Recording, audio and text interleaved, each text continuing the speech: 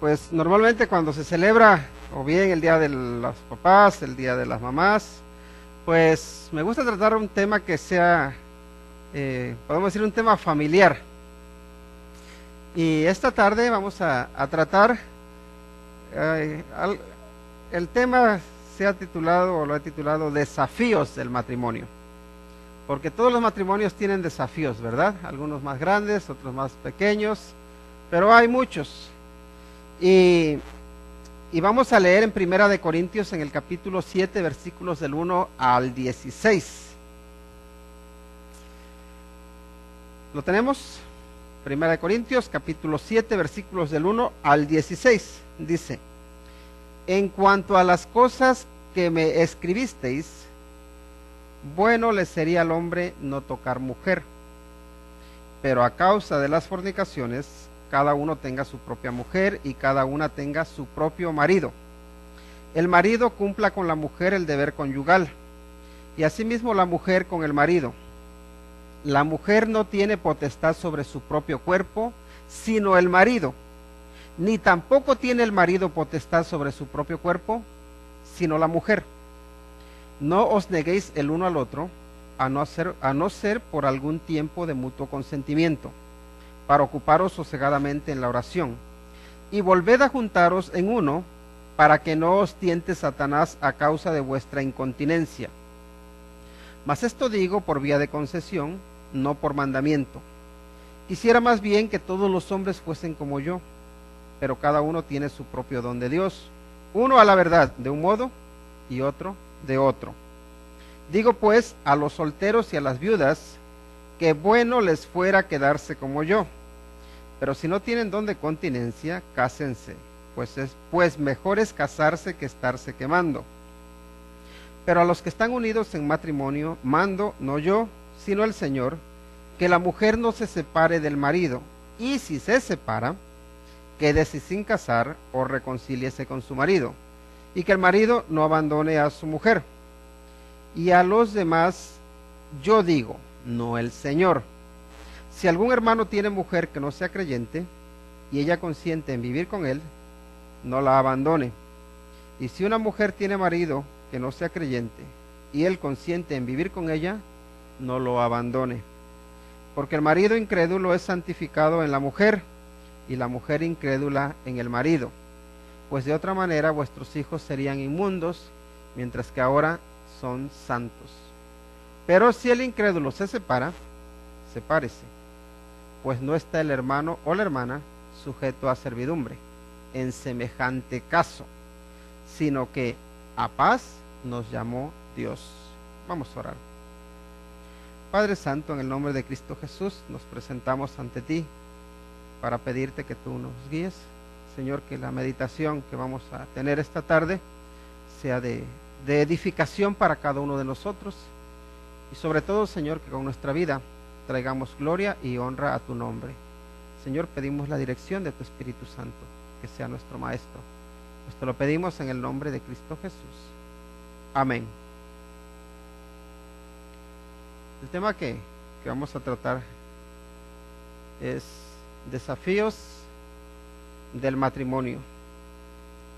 Todos los matrimonios pasan por dificultades. No hay ni uno solo que no tenga problemas, que no enfrente problemas en algún tiempo. Y si se dan cuenta, aquí en el versículo 1 dice el apóstol Pablo: en cuanto a las cosas que me escribisteis, bueno le sería al hombre no tocar mujer.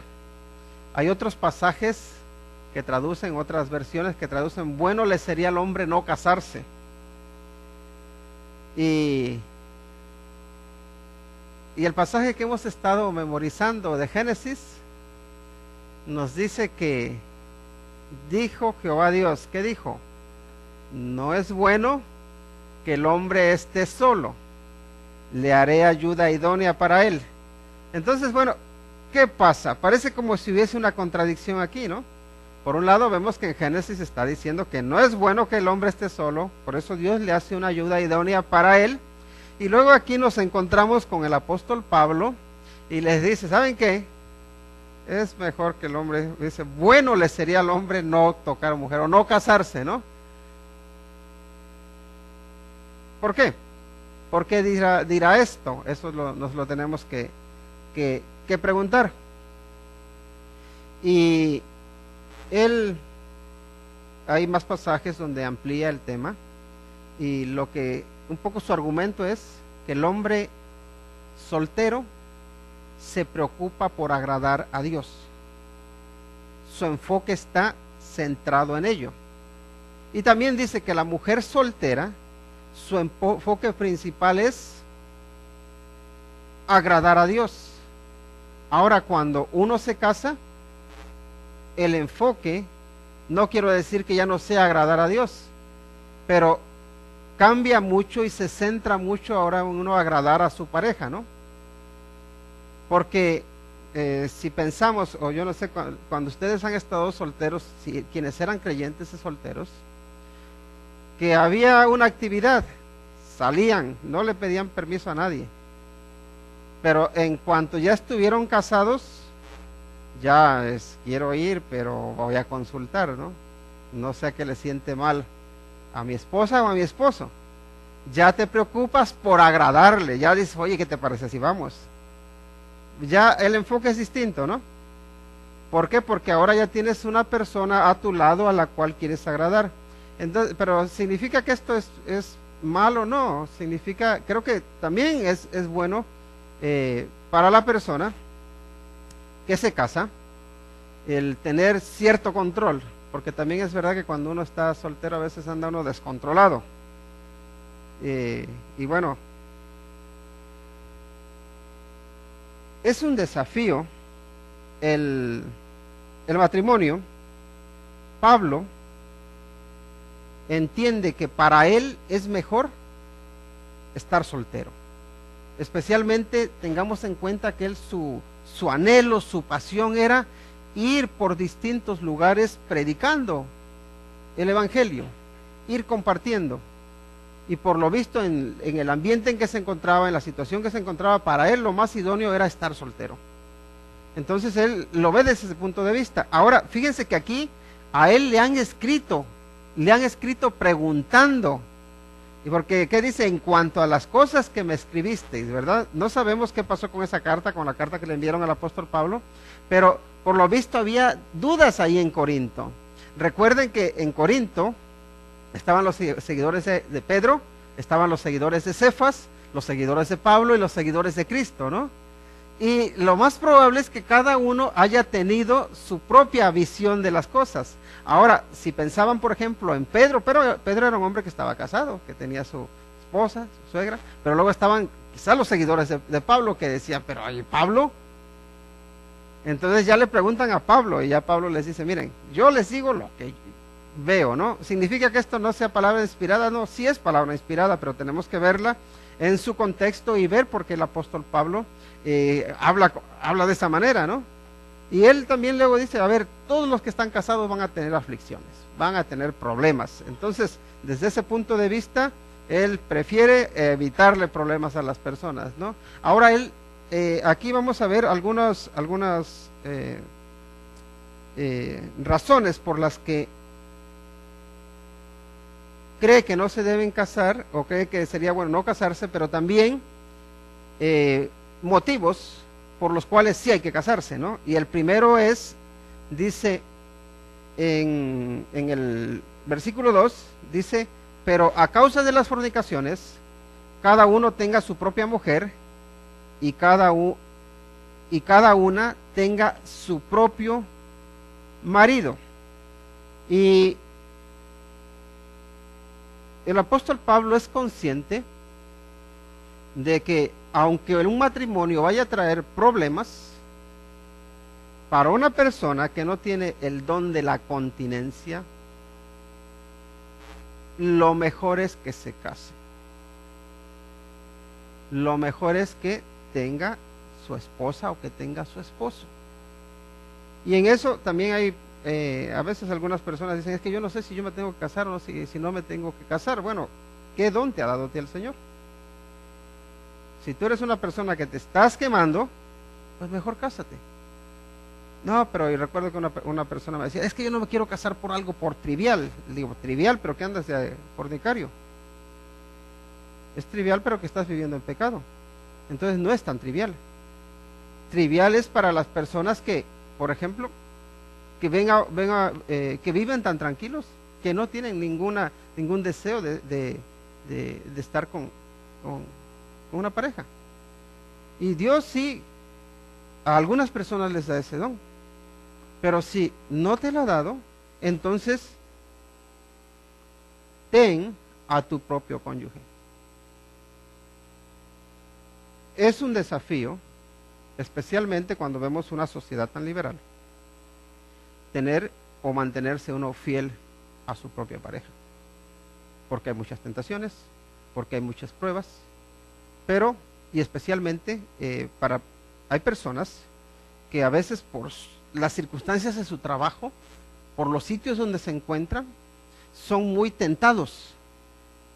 Son muy tentados porque en numerosas ocasiones tienen roce o tienen contacto con personas del sexo opuesto constantemente, ¿no? A veces en el trabajo, y ya saben que en el matrimonio no siempre se está bien. Hay ocasiones en las que en el matrimonio hay problemas. Y lo correcto, lo saludable es solucionar los problemas rápidamente. Pero ¿qué pasa cuando los problemas se hacen crónicos en un matrimonio? Cuando todo lo que hay son caras largas, cuando todo lo que hay son discusiones, cuando todo lo que hay son peleas. ¿Qué pasa en ese matrimonio? Si llegas a tu casa y ves solamente malas actitudes, tú tienes mala actitud, y llegas a tu trabajo y te recibe la compañera o el compañero con una sonrisota de oreja a oreja, y hablándote, y demostrándote que es la persona más amable del mundo, ¿qué va a pasar? Que vas a decir, ¿cómo no me casé? O ¿cómo no me encontré a una como esta? O ¿cómo no me encontré a uno como este? Y ahí viene la posibilidad de que uno no tenga a su propio cónyuge, que uno caiga en las tentaciones. Entonces, por un lado es saludable uno solucionar sus problemas en el hogar, y también es saludable no ser tan abierto en el trabajo o en otras situaciones. Ya ahora es por Facebook, por quién sabe cuántas cosas. Hay que tener uno su cuidado en las conversaciones que uno entabla con otras personas. ¿Por qué? Porque son puertas que se abren para la posibilidad de caer y ya no tener uno a su propio cónyuge y caer en las tentaciones. Entonces, es un desafío tener uno a su propio cónyuge, solamente, pero es una bendición. Así que, ese es hay que tenerlo en cuenta, ¿no? Y nos lo dice claramente, dice, a causa de las fornicaciones, o sea que si tú eres una persona que sí necesitas y crees que el Señor te ha hecho para que estés casado, te va a dar a tu pareja. Vive con ella. Sé fiel con tu pareja, ¿no? Ahora, el siguiente punto es que el matrimonio requiere entrega mutua. Eso es un desafío. Miren lo que nos dicen los versículos vamos a leer desde el 3 hasta el 6. Dice, el marido cumpla con la mujer el deber conyugal, y asimismo la mujer con el marido. La mujer no tiene potestad sobre su propio cuerpo, sino el marido, ni tampoco tiene el marido potestad sobre su propio cuerpo, sino la mujer. No os neguéis el uno al otro, a no ser por algún tiempo de mutuo consentimiento, para ocuparos sosegadamente en la oración. Y volved a juntaros en uno, para que no os tiente Satanás a causa de vuestra incontinencia. Mas esto digo, dice, por vía de concesión, no por mandamiento. Y el matrimonio, aquí vemos que lo que está diciendo es que requiere o desafía a que uno deje a un lado sus preferencias personales y que uno se dedique de alguna manera a agradar a su cónyuge. Y ahí está un poco la dificultad que hay en el matrimonio, ¿no? ¿Por qué? Porque no todo el tiempo en el matrimonio es todo alegría. No todo el tiempo se tiene una buena actitud, no todo el tiempo hay una buena relación, no todo el tiempo hay armonía. Pero en todo tiempo tiene que haber la disposición de ayudarse a crecer mutuamente, de ayudarse uno a resolver los problemas, a resolver las debilidades que tiene uno del otro y ayudarnos a salir adelante, ¿no? Entonces aquí tenemos por lo menos 4 cosas o 4 aspectos en los que uno debe pues olvidarse de sí mismo y preocuparse por su cónyuge. Primero dice, cumplan sus deberes conyugales, ¿no? Ese sería una responsabilidad, un desafío. Cumplan sus deberes conyugales. Eso lo sacamos del versículo 3. Y hay en nuestra sociedad la mentira de que muchas personas dicen que antes de casarse necesitan tener relaciones con su novio o con su novia para saber si son compatibles, para saber si van a poder disfrutar y van a ser felices, para ver si se entienden en la intimidad. Dice, porque si no nos llegamos a entender, ¿cómo lo vamos a saber? Y si no lo sabemos, tal vez nos estamos metiendo en una relación en que no nos vamos a entender y vamos a tener que separarnos. Entonces hay que probar primero y ya luego veremos. Si no funcionamos, entonces eso significa que no nos tenemos que casar. Y es una mentira. ¿Por qué es una mentira? ¿Por qué? Porque tú puedes llevarte muy bien e incluso entenderte muy bien en todos los aspectos, incluyendo el aspecto de la intimidad, con la persona a la que tú quieres, y en un año cambiar y detestar a esa persona. Y especialmente con las mujeres, que hay tantos cambios, hay momentos en que llegan incluso a aborrecer al marido. Y lo he escuchado no solo de una sola persona. ¿Qué pasa en esas circunstancias? ¿Qué pasa en esas situaciones? Que incluso se sienten mal. ¿Por qué? Porque dice, es que él creerá que no lo quiero, pero no es eso. Y de hecho eso es lo que él piensa, es que no me quiere. Andará con otro. A adivinar qué andará haciendo por ahí. Y no, simplemente que ha habido cambios en esas personas. Y entonces la mentira que se creía al principio de que si nos entendemos es que nos vamos a entender toda la vida, eso no es así. No es así, porque las personas cambiamos. Entonces ya ahí viene la responsabilidad.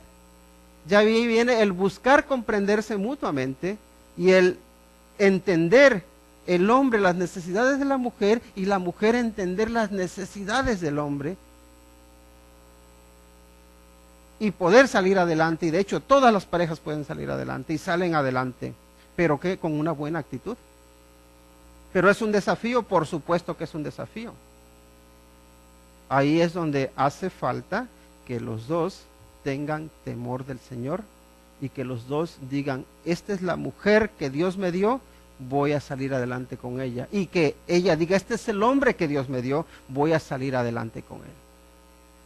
Así que el apóstol Pablo no les está diciendo nada más, miren, mejor no se casen nada más porque se lo está inventando, sino que él está viendo los problemas que enfrentan o los desafíos que enfrenta un matrimonio, ¿no?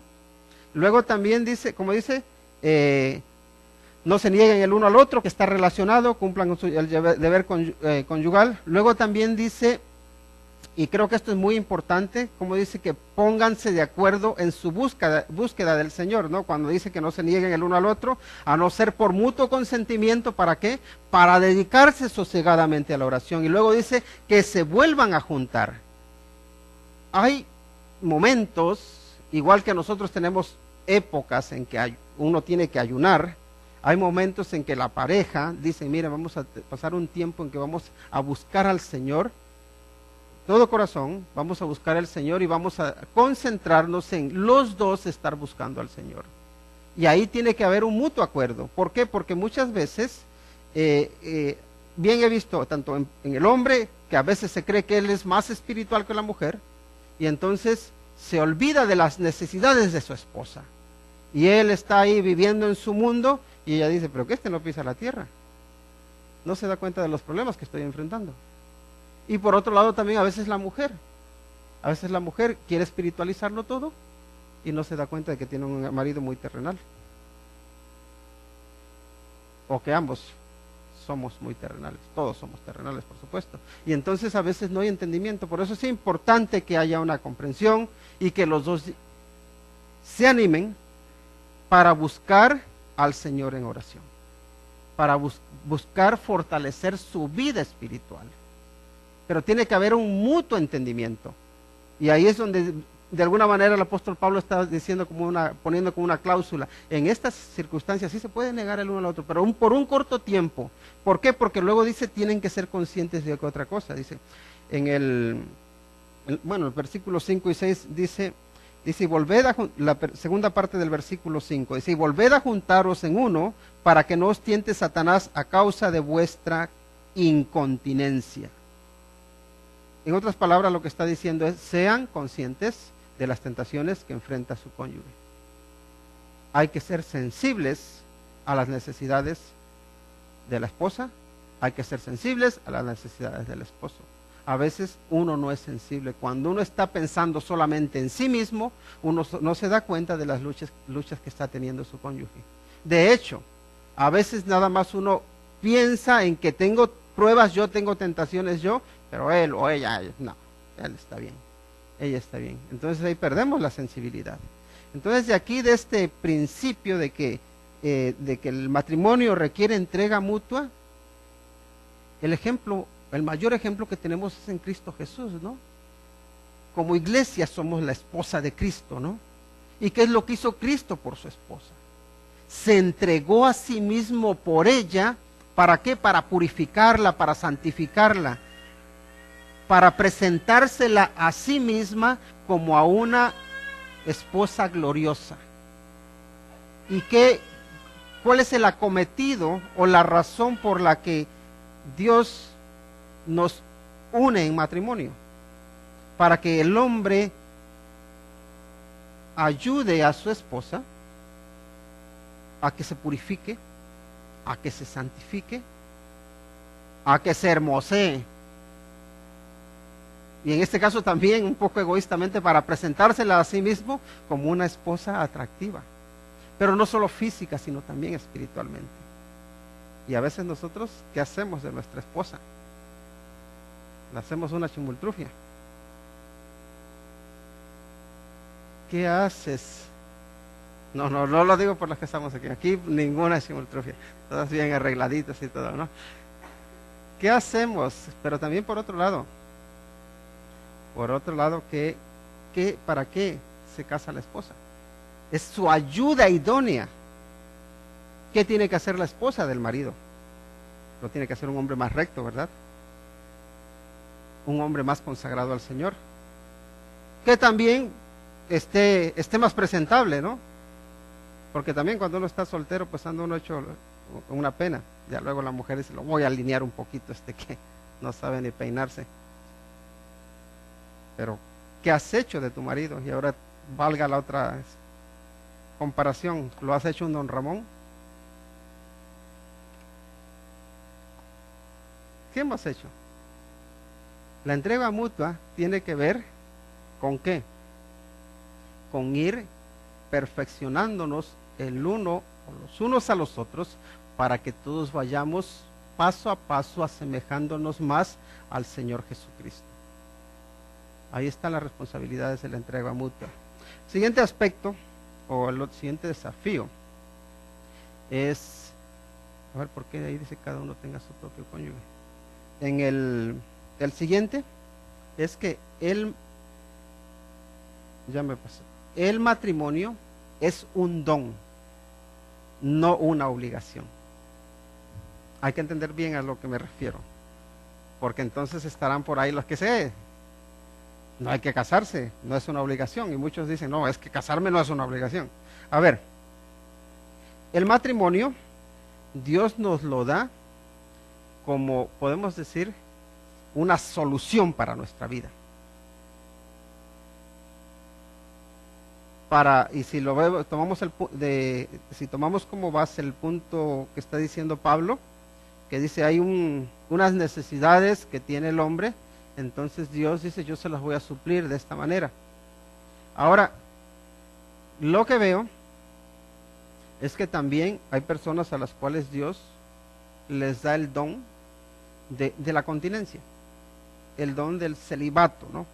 Mantenerse célibes. Y estas personas están muy bien sin casarse, pero nuestra sociedad ha hecho, o de alguna manera los hace ver como, ¿cuántos años tienes? No, pues apenas 45. ¿Y no te has casado? Y ya uno parece como que algo está mal. Tiene que estar algo mal con esta mujer porque tiene 45 años y no se ha casado. Y el hombre ese, ¿cuántos años tiene? Pues está cerquita de los 40.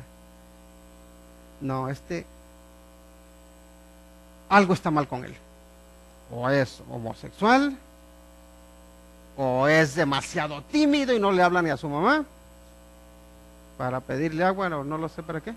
Y dicen que hay algo mal, ¿no? Rápidamente uno asocia solterón o solterona, algo está mal con ella, algo está mal con él. Pero no, en la Biblia no encontramos eso. Cada uno tiene su propio don. Y es tan válido, tan válido el estar casado como el permanecer soltero. No es una cosa mejor que la otra si tú estás en la voluntad de Dios. Y también creo que si Dios te ha hecho una persona para que te cases, te va a dar también a tu pareja. De hecho, te la ha dado a quien ya esté casado. Ahora, cuida de él o cuida de ella. Ahora, no es obligatorio para las personas casarse. Las personas deciden casarse o no. Cuando uno va a firmar el acta matrimonial, a nadie le están poniendo una pistola ahí apuntándole, diciéndole, fírmale. A nadie. De hecho, todos decidimos casarnos, ¿no? Por nuestra propia cuenta. Porque amamos a la persona y entonces decimos, sí, yo me quiero comprometer. Pero no es una obligación, nadie te está obligando a que te cases. Ni siquiera el Señor te está obligando a que te cases. Pero una vez que te has casado, sí tienes la obligación de mantenerte casado. El mantenerse casados es una obligación. Eso sí. Y lo vemos una vez tras otra. ¿Qué dice Malaquías? Que él aborrece el repudio. Que Dios aborrece el repudio. ¿Y qué significa eso? Dice, aborrezco el divorcio. ¿Por qué? Porque cuando uno se casa, los votos son hasta que la muerte nos separa, dice. ¿O no es así? Miren lo que dice el versículo 10. Pero los que están unidos en matrimonio, dice, mando, no yo. Si ven que lo que dice mando es un mandamiento, y no lo mando yo, dice, aclara, dice, sino el Señor, que la mujer no se separe del marido. Y si se separa, quédese sin casar, o reconcíliese con su marido. Dice, y que el marido no abandone a su mujer. Lo dice clarito. Y aquí, por supuesto, que tenemos que dar respuesta a algunas preguntas que siempre nos surgen. ¿Qué pasa con una persona que estuvo casada, se divorció y se ha vuelto a casar? ¿Se puede hacer eso o no se puede hacer eso? ¿Hay alguna cláusula, hay algo que la Biblia nos deje claro y que nos diga sí o no? Y la Biblia sí nos lo dice, especialmente si vemos en Mateo, hay 2 pasajes donde el Señor Jesucristo habla sobre el divorcio o sobre el repudio, ¿no? Y lo que nos dice es esto, que sí, que por ejemplo, si un hombre o una mujer comete adulterio, entonces esa persona, de hecho esa persona que cometió el adulterio es la que ya no puede volver a casarse, pero la persona a la que se le engañó, a esa persona sí puede separarse y puede volver a casarse. La persona que fue engañada, no la persona que engañó. Y por eso dice salvo fornicación, ¿no? O sea, si ha habido fornicación, si ha habido adulterio, y la palabra fornicación no es necesariamente como entendemos nosotros la palabra hoy en día, que es toda persona que tiene relaciones fuera del matrimonio y que no se ha casado, ¿no? La fornicación es la palabra porneia, que implica relaciones sexuales fuera, ahora sí, fuera de ese matrimonio, son un adulterio, son una traición a su pareja, y entonces esa pareja puede quedar libre para poderse casar nuevamente, la que fue engañada. Ahora, ¿ese es el ideal de Dios? No. El ideal de Dios es que uno se quede casado con la persona que eligió casarse. Y ahí está implícito el luchar uno por su pareja. El uno luchar por la relación. Porque hay personas que tienen la actitud de decir, bueno, mientras que no haya problemas, vamos para adelante. Pero ya luego ya hay problemas, ¿y qué voy a hacer ahora con los problemas? Pues ya que se quede. Se lo voy a mandar a su mamá, o se lo mando o se la mando a su mamá, que la aguante ella o que lo aguante ella. Yo no voy a estar soportándolo. Pero no es ese no es el plan de Dios que tenía para nosotros. El plan de Dios es que nosotros podamos casarnos y podamos vivir toda la vida con la persona que elegimos casarnos sin que nadie nos obligara. De alguna manera, esa cláusula que vemos en el Señor Jesucristo, de esa, podemos decir, la puerta para que la persona pueda divorciarse, es de alguna manera como una vía de escape para que la persona que ha sido traicionada no viva atada o esclavizada a una persona que ha roto ese pacto con la mujer de su juventud o con el hombre de su juventud, ¿no? Pero es importante que tengamos en cuenta que lo que el Señor quiere es que nos mantengamos casados, porque eso nos lo da como una obligación. Ahora, hay aquí una cuestión que creo que es importante tener en cuenta. Vamos a leer un poquito otra vez el versículo 10, pero vamos a seguir adelante. Dice, pero los que están unidos en matrimonio mando no yo, sino el Señor, que la mujer no se separe del marido, y si se separa, quédese sin casar o reconcíliese con su marido, y que el marido no abandone a su mujer. Ahí vemos también que da las posibles treguas, ¿no? El descanso. A ver, se han separado, arreglen su situación y vuélvanse a unir, porque hay veces que llega a hacerse la situación tan intolerable que dicen tenemos que darnos un tiempo porque si no nos matamos el uno al otro. Literalmente. O si no me voy a volver loca o me voy a volver loco, no sé qué voy a hacer. Entonces necesito un tiempo de reposo, ¿no? Entonces dice, si te llegas a separar por alguna razón, pero no vayas diciendo, es que ya tengo ahí en la esquina uno que me anda pretendiendo. Porque a veces así pasa. O ella o él. Si te vas a separar, es porque quieres poner tu vida en orden, que él también darle su espacio, o ella darle su espacio para que ponga su vida en orden, y luego dice, vuélvanse a juntar. Sigue adelante. Dice el versículo 12, y a los demás, yo digo, dice, no el Señor, si algún hermano tiene mujer que no sea creyente, y ella consiente en vivir con él, no la abandone. Y si una mujer tiene marido que no sea creyente, y él consiente en vivir con ella, no lo abandone.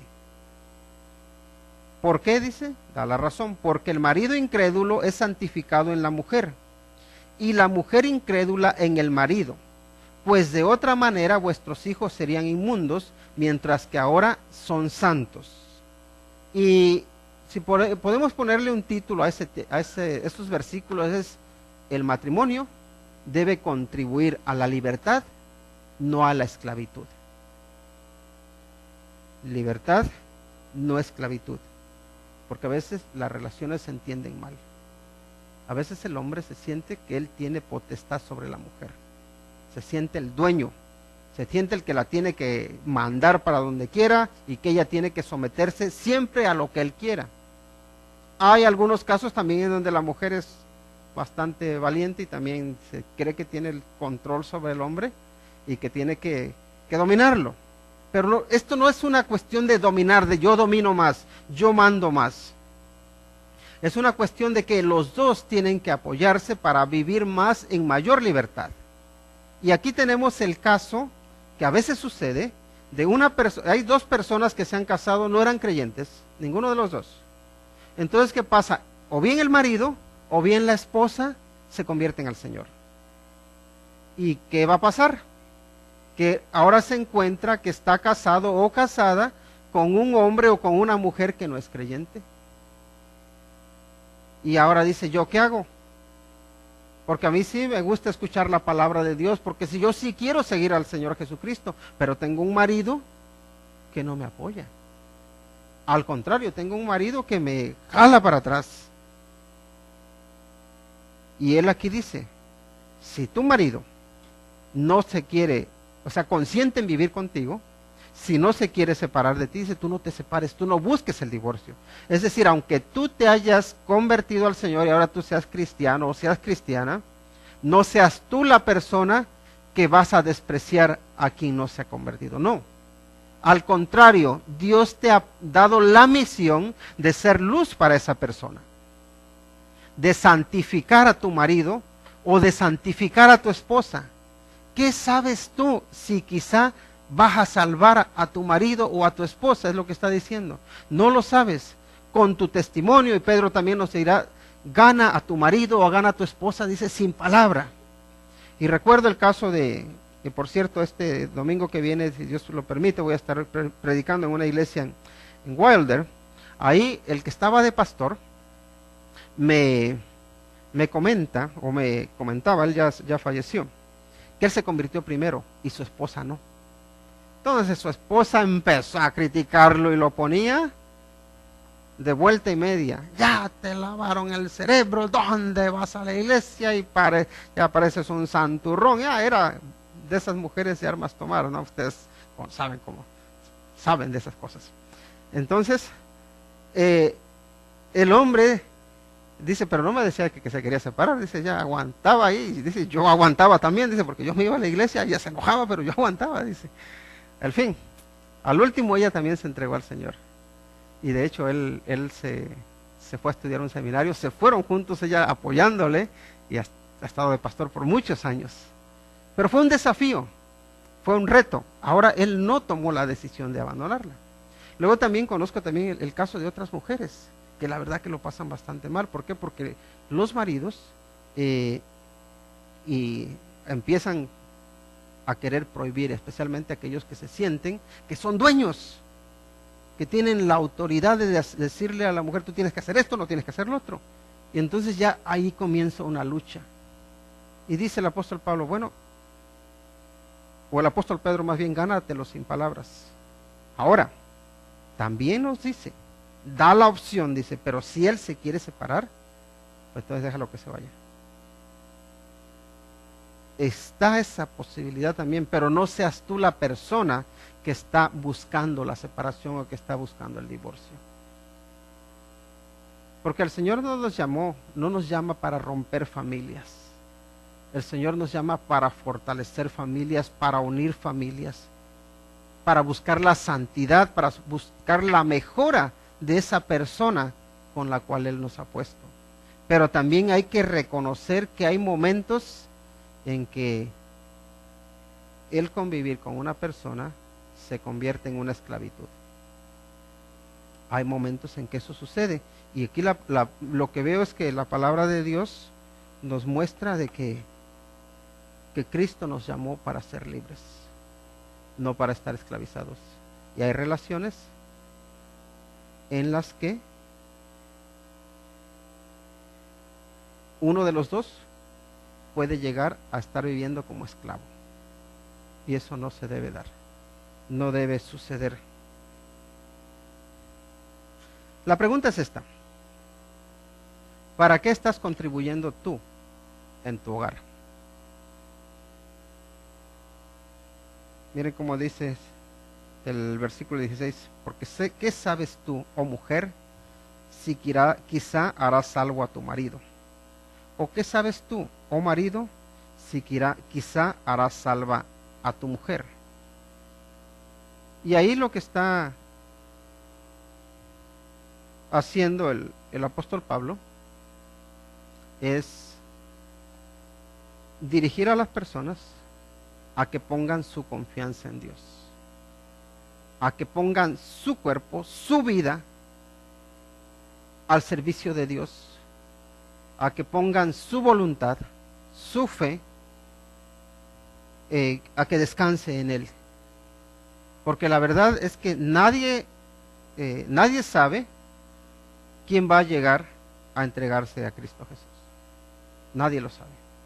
Pero sí es verdad que muchos maridos llegan a ser salvos por el testimonio de su mujer. Y es verdad que muchas mujeres llegan a ser salvas por el testimonio de su marido. Ahora, la situación también que hay que tener en cuenta para los hijos es que los hijos se van a sentir mucho más protegidos, van a sentir mucha más estabilidad si sus papás están viviendo juntos.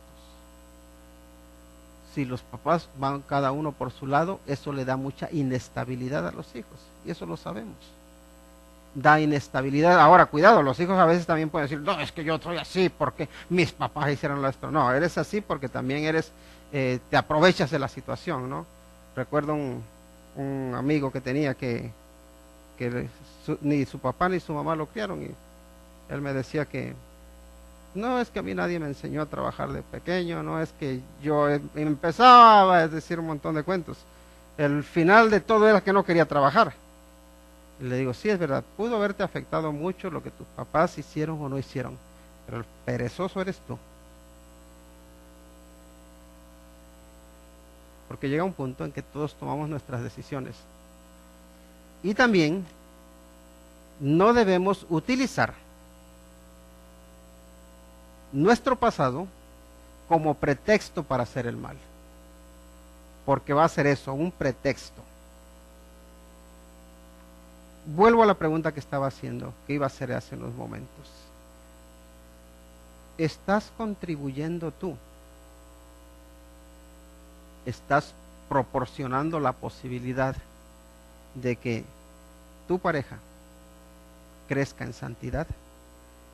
De que tus hijos crezcan en santidad?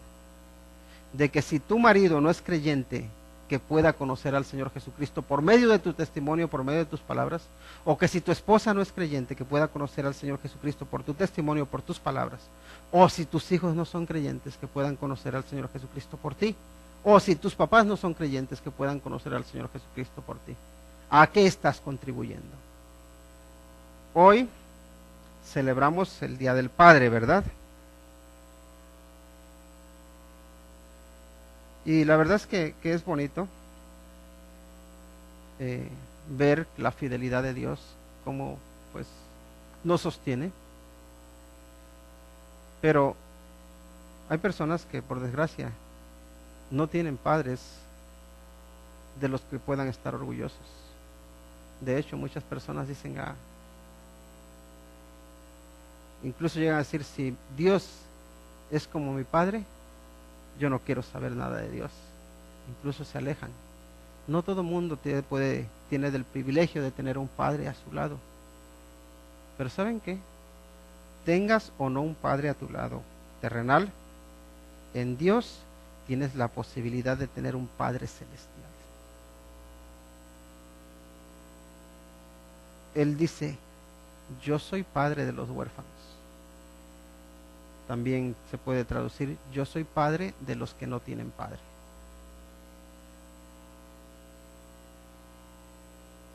Creo que no hay nada más importante, más glorioso, que ser adoptado o adoptada por nuestro Padre Celestial.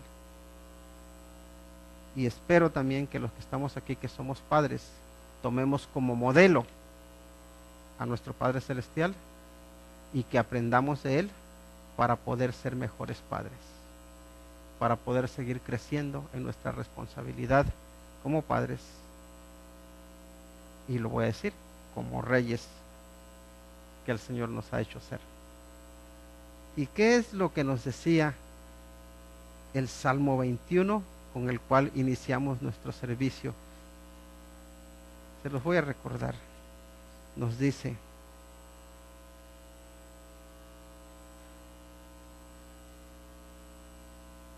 por cuanto el rey confía en Jehová y en la misericordia del Altísimo, no será conmovido. Y también podríamos decir: por cuanto el papá confía en Dios y en su misericordia, no será conmovido. Es decir, te vas a mantener firme por tu confianza, por tu fe, que descanse en Dios. Pero eso también se aplica a las mujeres, porque las mamás, por cuanto ella confía en Dios y en su misericordia, no va a ser conmovida. Pero también se aplica a los hijos, porque los hijos confían en el Señor, no van a ser conmovidos, es decir, no van a ser movidos, no van a ser derribados. Y a las hijas, porque confían en Jehová y en su misericordia, no van a ser conmovidas. La palabra nos llama, nos insta a que el justo viva por fe todos los días. ¿Y saben qué? Nuestra solidez, nuestra seguridad, nuestra confianza, nuestra firmeza está en vivir día a día confiando en el Señor. Así que feliz día, papás. Espero que sea un día lleno de felicidad, porque sabes que tu confianza está puesta en el que no falla nunca. Sigamos como ejemplo, o teniendo como ejemplo a nuestro Padre Celestial, porque siempre podremos mejorar. Vamos a orar. Padre, en el nombre de Cristo Jesús, te damos las gracias, porque primero, tú nos das el privilegio de llamarte Padre. Y gracias, Señor, porque podemos descansar en ti, porque podemos esperar en ti, porque podemos confiar en ti. Y Señor, no confiamos en nuestra fuerza, no confiamos en nuestras habilidades, confiamos en ti, Señor. Ponemos nuestra vida, nuestra dependencia, nuestra confianza en ti, que eres el Rey de Reyes y Señor de Señores. En ti confiamos, Señor, en ti esperamos, y tú eres nuestra meta. Tú eres nuestro guía, tú eres nuestro Señor, tú eres nuestro Dios. Gracias te damos por ese privilegio que tenemos, y te agradecemos porque solo es posible por causa de Cristo Jesús. En su nombre oramos. Amén. Que el Señor les bendiga.